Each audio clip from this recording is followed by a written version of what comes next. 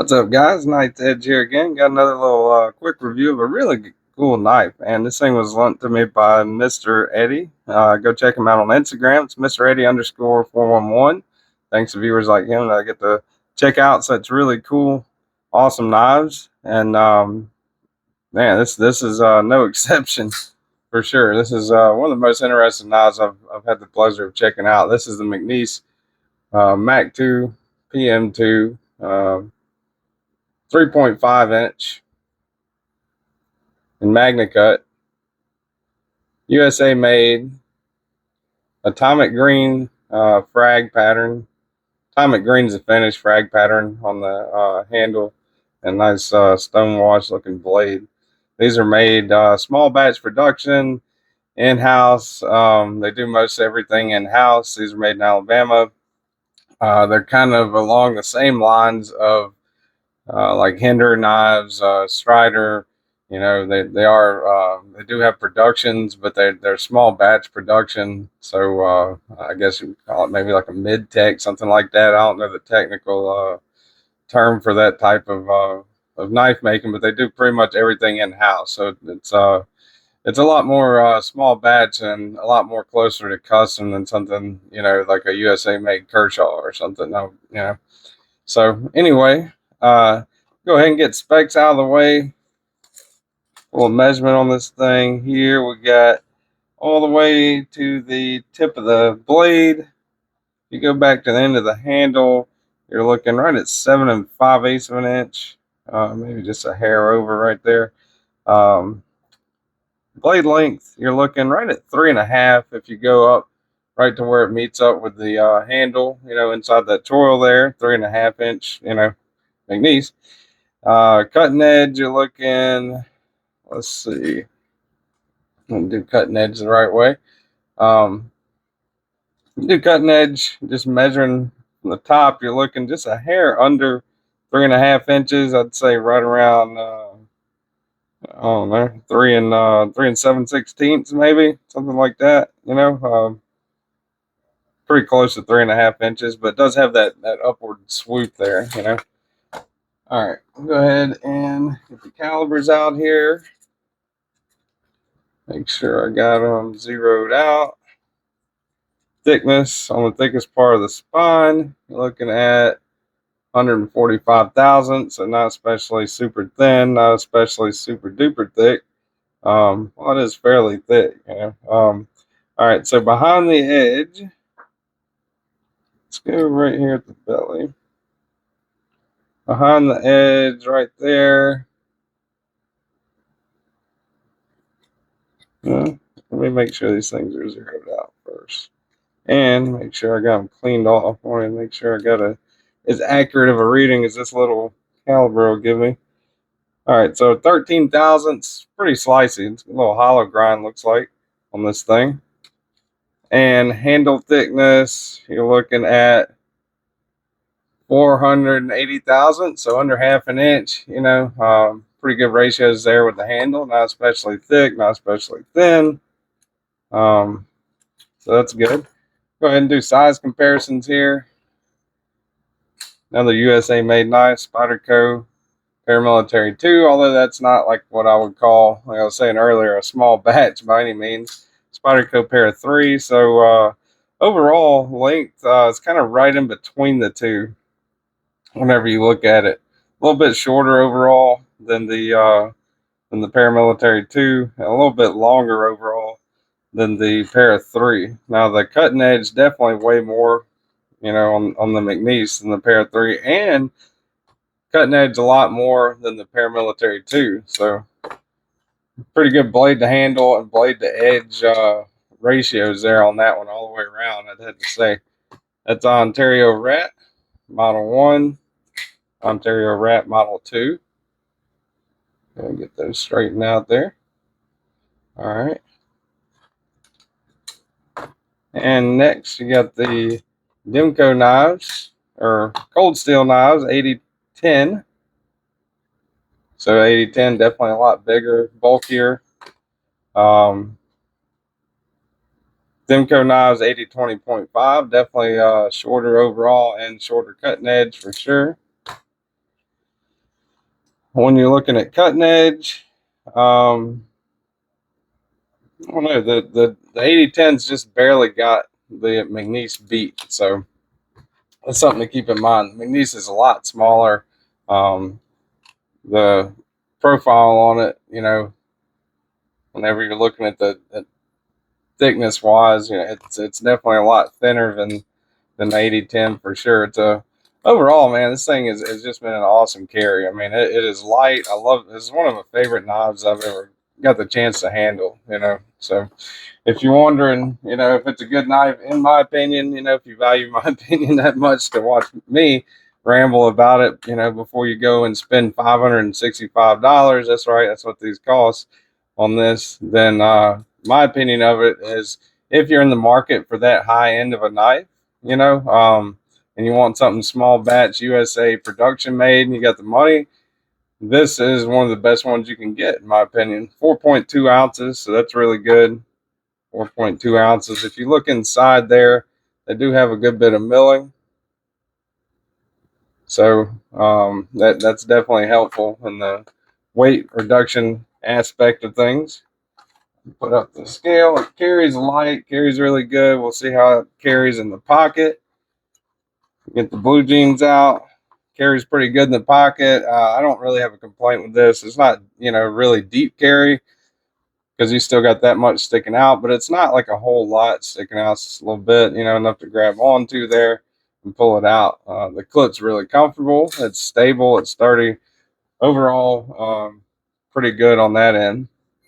So let's get out. Let's see. We'll get out the bit drivers here. See what we're dealing with a hardware check.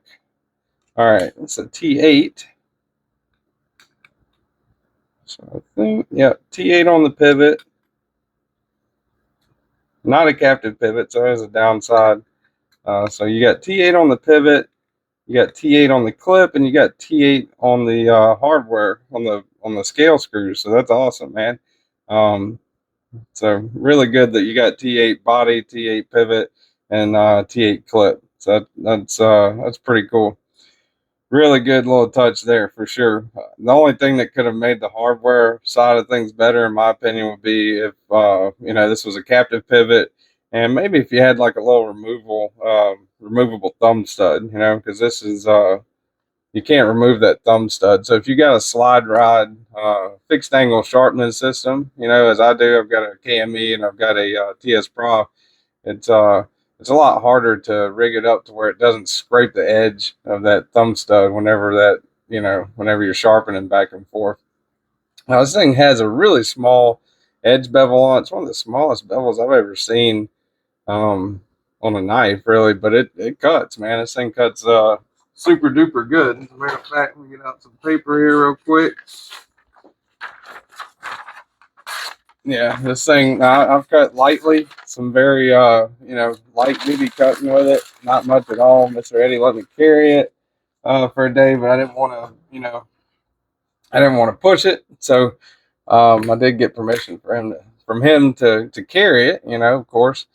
But yeah, this thing is a real slicey knife, and I would imagine with a 17-degree edge bevel on there, that thing would be a monster slicer. And also, the blade to handle on this thing's another thing that I've kind of mentioned that before, but man, with the ratios on it are awesome. You know, for that overall length and that amount of cutting edge, you know, it's really good for sure. It carries like a medium, what I would consider like a more like a medium sized knife. You know, but you know, it's kind of like what it feels like, more like a medium sized knife. You know, whenever you're carrying it, what I would consider anyway. Um, but it has definitely got a 3.5-inch blade with almost a 3.5-inch cutting edge. So that's awesome. I really like the atomic green pattern, or the atomic green color, and that frag pattern. You know, that's really cool. They do a lot of really cool finishes on blade scales. This is titanium, by the way. They do. They did the Fallout pattern just recently at Blade Show. So I mean, they do a lot of really cool stuff. They do purple, green, you know, blue, all kinds of different finishes and all kinds of different patterns on it. too, not just frag. You know, you can get them in radial, all kinds of stuff. You can get blades blacked out. You can get the stone wash on here. You get all kinds of unique things with them, and they are not. I didn't find any that were available right now. I'm gonna have it Mcnees this knife link down below in the description. DLT and eKnives, GPKnives. You know, you can find them at all those places. I do have affiliate links down there. I did check my BladeHQ affiliate link and my GPKnives affiliate link, and I didn't see them available there. I checked DLT and eKnives. They have automatics available, but that's not, you know, that's really a totally different thing. You know, I mean, it's not even the same knife. So I'm gonna, you know, just put the regular affiliate links down below. If you choose to use BladeHQ or GPKnives, I do have affiliate links through them, so I appreciate it. But they are not available on anywhere I could find anyway with the manual version, not the automatics. I can find the automatics, like I said, in a couple places. But yeah, this is a really cool knife, man. I really would have liked a backspacer there. You know, that's one little thing that could have been done better about it, I think. It makes a really cool sound. Just a, I don't know how to describe it, and I don't even know if it's coming through on the mic. It's a really metallic opening kind of sound to it, so that's pretty neat. The ergonomic lines, you know, on the handle are really nice. Fit and finish is really nice. You know, everything's contoured really well. Lock bar is fine. Detent's fine. Once you hit that point right there, that's your set. That's your detent, and then you clear that, and it drops shut. So nothing wrong with that. You can reverse flick the thumb stud to open it. Thumb stud, open it.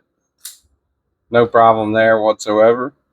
I believe it is only right-handed tip-up carry. That's a downer, you know, for lefties. Maybe they'll make some lefty version. Maybe they have made some lefty version. I just don't know about them yet. But I got a little fuzz there in that from the pocket. But yeah, this thing's overall very well made. I really like this knife. Blade to handle ratios are excellent. If you're in the market for a small batch American made production knife, this is, or semi-custom kind of right there. This is a great one. Yeah, it's right up there with Medford, Hinder, Strider, stuff like that, in my opinion. And if, you know, I'm doing the video on it, so it is my opinion. You know, some people might hate this thing. I don't know. I don't see how. Got a little sharpening tool there. That's awesome. The jimping works great when you're choked back. Trying to make sure I don't forget stuff. And even choked up normally, I don't like that there's no like finger spot close up like there. But that feels really comfortable with me choked up right there. So some downers, you know, about the knife. If you're looking for bad, it's very limited to me. They could have had a captive pivot, could have done removable thumb studs. You know, that would help out a lot when sharpening. Backspacer would be pretty cool. And that's pretty much it though, man. Like, this is one of the best knives. This is one of my favorite knives I've ever handled. And thanks to Mr. Eddie and Lanyard Band, and you know, also me, you know, I've handled a good fair amount of pocket knives at this point in time. So this one is definitely in the top 10 for sure. Maybe the top 1. I really like this one a lot. Mcnees PM Mac 2 3.5. I believe that's how you properly say the name of this one. Mcnees PM. So anyway, appreciate you guys watching, man. If you're into supporting the channel, check out Patreon. Links down below. I'd appreciate that too. All the tiers are the same. Appreciate anyone that has subscribed to the channel, liked the videos. Everything helps. And I'll see you guys on the next one.